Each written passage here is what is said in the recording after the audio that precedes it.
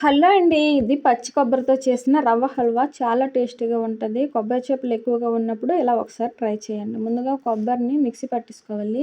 యాలకులని తొక్క తీసి లోపల గింజలు ఉంటాయి కదా! అవే మిక్సీ పట్టుకోవాలండి. ప్యాన్ తీసేసుకొని ఓ 3-4 టేబుల్ స్పూన్ల నెయ్యి వేసి ఉన్న డ్రై ఫ్రూట్స్ అన్నీ వేపేసుకొని పక్కన పెట్టుకోవాలండి.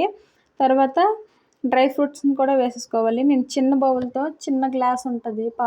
టీ గ్లాస్ అంటారు కదా! ఆ గ్లాస్‌తో గ్లాసుడు రవ్వ తీసుకున్నాను. అది కూడా బాగా ఫ్రై అయ్యాక నేను 2 గ్లాసులు కొబ్బరి తీసుకున్నానండి.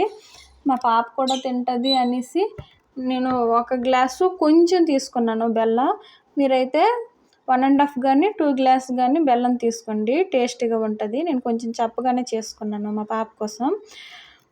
చేశాక కొంచెం వాటర్ వేసి బాగా ఉడికాక దాంట్లో డ్రై ఫ్రూట్స్‌ని కూడా వేసేసుకుంటే చాలా టేస్టీ అయిన రవ్వ హల్వా తయారైనట్టే. ఒకసారి ట్రై చేయండి. నా వీడియోస్ మీకు నచ్చినట్లయితే లైక్ చేయండి, షేర్ చేయండి, సబ్స్క్రైబ్ చేసుకోండి. Thank you for watching.